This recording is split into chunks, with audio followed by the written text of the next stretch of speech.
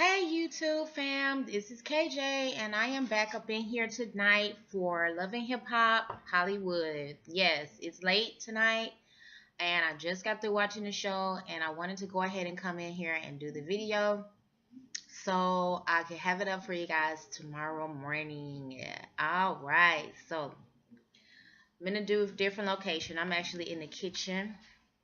I'm cold, so I'm wrapped in my blanket, but I do have on clothes. I'm just cold. Y'all see my finally get to see my natural hair. Yes. Um it's like cutting a little mohawk. But yeah, this is my natural state of hair. Y'all might be able to see these curls popping. I don't know. But yeah. So I'm gonna let's wear it out for a little while. Anyway, let's go ahead and get into this love and hip hop. I got my notes right here, so if I look down, that's what I'm looking at. All right, so we started out with Max B. He's at the barbershop getting his hair cut or whatever that little do is that he got on the top of his head, getting that done. Ray J come busting in, talking loud, saying absolutely nothing. Um, Actually, Ray J coming in to get his hair cut by old girl from what's that show?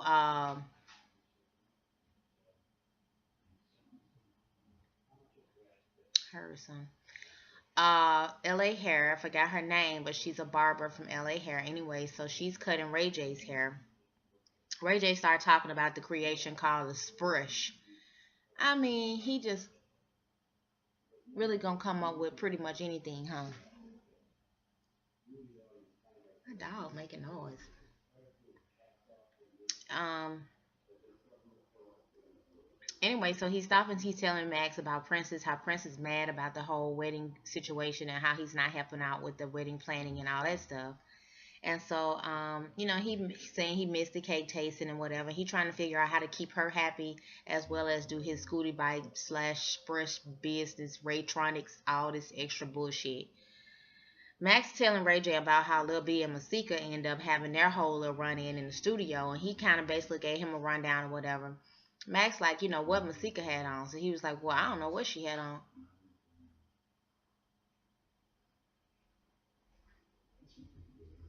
He's like, I don't know what she had on. I keep on hearing some, y'all. I'm sorry. It's like I don't know what she had on. And I don't care what she had on. He was like, no, I'm just saying because if she had her titties all out there, of course, Brandon gonna be tripping about that. He was like, yeah, she might have had her titties out or whatever. So he was like, well, yeah, when I get married, I'm definitely not gonna let them be all up in the studio like that. If they want to come in there with their titties out, he was like, I'm gonna have sweaters on deck for everybody. This is what he's saying he gonna do when he get married or whatever. And Max B just saying to Max, Ray J, that he really want to be able to trust Brandy. He want Brandy to be able to trust him, and he just want to kind of get past this whole situation. He not really mad about the money anymore. He just want to be able to get back to their whole trusting situation and make sure, it don't happen again. So we get to Tiara Marie, and Tiara Marie is meeting up with B Cox, the producer, and they just talking about how good friends she's a good friends with him, and he's basically there to just give her some advice about this whole music situation and what's been going on in the industry and what's been the talk about her in the industry. So she just she's talking about how she was once on Rockefeller with Jay-Z, and all of a sudden she just in the middle of her second album she got dropped, and he was just like, you had a lot of momentum at the time. And I remember Tiara Marie, I definitely remember her when she was out at the time. I can't exactly remember the song right now, but I do remember her. Anyway, so he was like, well, she was like, well, what is, what's the word? Like, so he told her that, that whole conversation about L.A. Reid must have made a comment that he should have pushed Rihanna more so than Tiara Marie. And now he's like in hindsight 2020, I should have done that instead of this. So, that kind of messed her up or whatever. And then she was like, well, what are they saying about me, in the industry? Like, what are they saying about me now?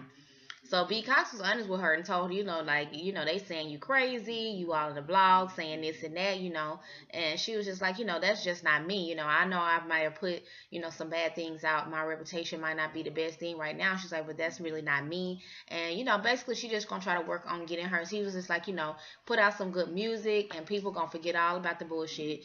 And so she gonna focus on trying to do that. Just focusing on her music and trying to avoid all the fuck shit that she been, somehow been in the mix with. Let me take a sip. Shout out to Yoshi. Um, where are we? So obviously, let's see what else we talking about. A1 and Lyrica. So A1 and Lyrica, they just, they eloped, they got married, so they got into this new house or whatever. And everyone in Lyrica just really, really happy that they have gone ahead and did it and didn't let their moms and family situations affect how they was gonna get married or whatever. But they talking about having this housewarming slash reception party because they haven't told anybody in their family that they have got married.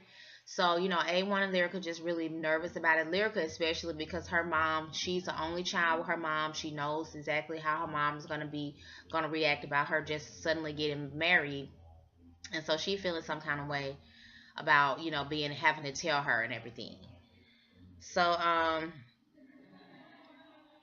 then we go over to Tiara Marie, and she basically meet up with one of her old roommates. I think she said his name was Andre or Andrew or something like that. Nikki and Shonda. So they basically meet up, and she catching up, with them. Shonda glad to be just away from having to check in from Willie. She just glad to be out with the girls.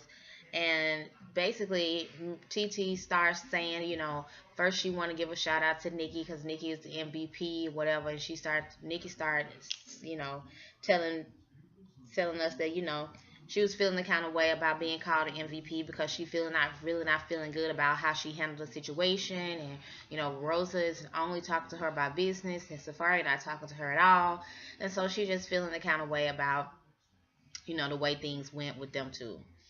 So then TT talk about her Uber case that she got with the Uber driver and the situation that happened.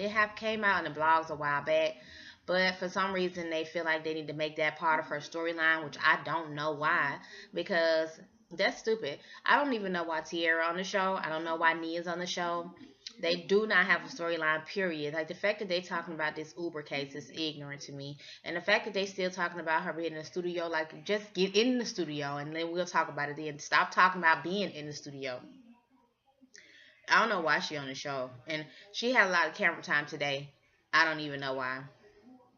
Anyway, where was I? So she's talking about this damn Uber case situation and how she could be facing time, and because she's still pending, is basically still pending charges right now. So Nikki tells TT that tells us that TT might have a drinking issue, which is what's going on and how she getting out of control and in these situations to begin with, and she might have been distant, but she need to now step up and be a better friend and try to talk to her friend about her drinking situation. That was random. They just kind of throw that in there. I don't even know why, but whatever. Rosa feeling like Nikki betrayed her, so she going to meet up with Jason Lee, the blogger that I don't like. She wanted to talk to Jason and let him know that he was right about Nikki and Safari and whatever, and what all he knew. And he was just like, I wasn't trying to be right or whatever. I just was putting it out, based on what I do, and this just so happened to hit you in the crossfire. You know what I'm saying? Rosa calls him, lame ass Safari Minaj, and how, Nikki is just young and maybe she's just not ready for somebody like her, but she's still gonna do the event, with Nikki to because she's not going to let it affect her business or whatever. Because I told Nikki and Rosa have this event coming up, which is why they only talking business. So it's the day of Lyrica and A1's housewarming party, a reception or whatever, and they super nervous about how everything gonna react. They got everybody, she all in her white and everything, and so they just nervous about how things are gonna go. Lyrica mom says she's not excited about them shacking up without being married, but she glad they got out of the situation with, Miss Pam, whatever. So A1 get up to make his speech or whatever. So Lyrica starts off the speech about, she's glad everybody came, blah, blah, blah, blah. And so, he's A1 finishes up and says, this is not just our housewarming. This is also our reception. We got married.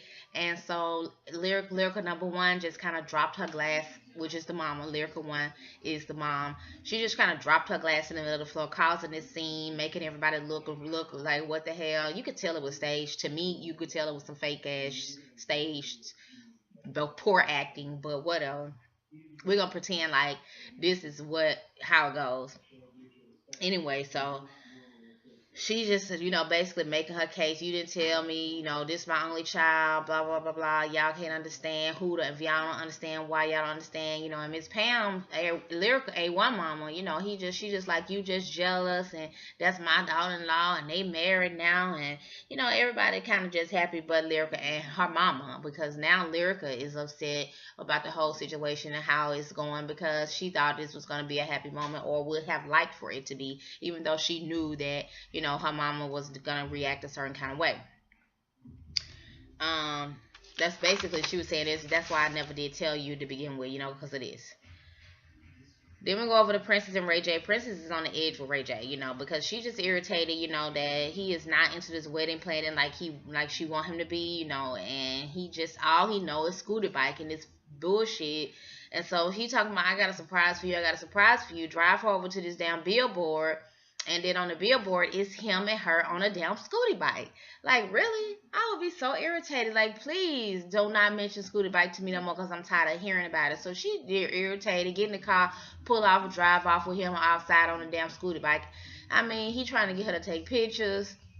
Boy, leave me alone now. Lil B throwing this Brandon's their son a birthday party. Max B still ain't came home since the whole incident. Lil B just want to throw her pride to the side, beg for him to come home. She miss him. The baby miss him. She don't know if he gonna come to the birthday party. He finally shows up to the birthday party, and they have a little moment where they forgive each other. He's, feel like, I'm just gonna come on home. She begged him to come home. He was like, I'm glad you're coming home. And, I'm happy to see you. Brandon will be happy to see you. I'm sorry. My dog is distracting me. I'm happy to see you. Brandon will be happy to see you home, and they just hug it out, make up, kiss and make up, and enjoy the birthday party. Boom, bam, good. At Nikki's event, this episode was actually pretty boring again this week, y'all. Nikki's event comes up or whatever at Rosa's store, and Nia and TT are there once again because they don't have nothing else to do. Of course, this time, Nikki's just updating them about she got caught, what I'm saying, what happened, and all that stuff, and how Rosa and Safari were upset, and she didn't think that he was going to be so upset, but they were, whatever. And she goes and sees Rosa come up with Rosa, like, this is my event. I'm not going to come in here with no date. Her date was supposed to be Nikki. They fell out. So she was like, I'm not going to not be in here with no date. I think she got to use the bathroom, so I'm going to have to hurry up so I can let her out. I think she, so she was like, I'm not finna be out here with no date. So she brought this little stud dude girl, with her. And Nikki see them come in. She was like, if she trying to make me jealous, it ain't working or whatever. We went together. We still ain't together. So I don't know why she tripping on me. So she decides to just go ahead over there and speak to him. And she got to throw a little shady jabs and comments at the girl or whatever. Like, are you trying to come on to me? Are you looking at my titties and all this and that? And Rose was just like, it's clear that Nikki think that she run the world and world revolves around her, and don't nobody want you, and definitely not me, bitch, and I'm not thirsty for no bitch, blah, blah, blah, blah, blah. Rosa was just like, I'm older than Nikki. Nikki just not ready for me. Like I said, she's treating her like she a little girl or something. Anyway, so Rosa Nikki and Nikki had this little back and forth at the event, and Rosa just like, she just want her to she want her to apologize, and Nikki's just really being, basically, she being petty, she being jealous, she showing her colors, and she need to scoot her ass back over there on the other side of that party, back over there with her damn friends. Ray trying to open store for their scooty bikes or whatever. So Nia and Soldier Boy, they trying to make some come in all booed up. Don't nobody want to see them, especially not Soldier Boy. It's just not a cute relationship. They just don't look cute to me. He make her look dirty to me. I don't know. Anyway, Nia and like Princess, where Princess at? And then Ray J was like, I don't know. Well, Princess, she was, she not here. And he, he was telling them that she pissed because of the whole I'm not putting in no effort on the wedding thing or whatever. Nia's just telling her, Princess wants some help. She don't want you to do everything, but she do want some help from you. So, you know, basically Princess walk in with this white lady that's a wedding officiant, and she's just like, if you don't want to help me out with this wedding and you don't feel like you interested in planning a wedding, we could just get ready to marry right here right now in the middle of this damn event. And it is, let's call it what it is. I got this lady with me, she a wedding officiant, and she can do this shit right here and right now. So Ray J like, hold up, hold up, hold up. So he pulled Princess to the side, and tell her, fuck it, I'm in. I get it. I got got your message. I'm in, and I'm gonna give you 5,000% on this thing. She was like, if you want 50%, I'm gonna give you 5,000%. I'm in. You just call me the wedding planner. So he just basically jumped, saying, I hear her loud and clear. She's saying, I feel like I got my message across, my point across, and he gonna be, start helping me out. So, last but not least, Lyrica and A1, they pretty upset about what happened. Lyrica mama, she coming home, she coming over there to get her dogs. She's still talking about how upset and hurt she is about what happened with Lyrica to get married behind her back. So she go over. A1 is there solo. Lyrica's not there. She tell Lyrica's not there. She's like, well, I just came to get the dog. So he was like, well, hey, how you doing? She was like, hey, she was being all dry or whatever. She was like, he's like, oh, you still upset? So she was like, you just don't understand. You don't get it. He was like, nah, I don't get it. She was like, we just wanted to get married and do what we wanted to do, as a couple. We decided to do this. She was like, I don't think Lyrica decided to do anything. She's like, I feel like she might have been first. Like, you think I just made her do it? Like, I can't force her to do nothing. She was like, I don't think she did it on her own will or whatever. So, I'm about to get off here because my dog is a straight up distraction. So they get into this back and forth argument about, who she forcing him to do it, and he forcing Lyrica, and he don't understand it's her only child or whatever. So she was like, I just came to the dog. She's like, the dogs ain't here. He was like, Lyrica must have took him or whatever. So she was like, whatever. So she walk out, and he was like, I'm walking off. He walking off from her too. And then how about she goes out the door? I'm sorry, I told you I was late. She goes on out the door, and I'm not editing. No edits on this end. She goes on out the door, and he goes on out the patio and go and get the goddamn dogs that he told her one now. I said, Lyrica probably said, don't let her come and get my goddamn dogs, because that's probably some shit I would have said. I don't know, but anyway, I think that's it. Yeah, that was it. That was all. Pretty much like I said, it wasn't the best episode. It wasn't too much going on, but that was Love and Hip Hop, uh, Hollywood season 3, episodes 7 or 8. It'll be in the description bar. All right, you guys. Thank you so much for watching, fam, and have a good night. Peace.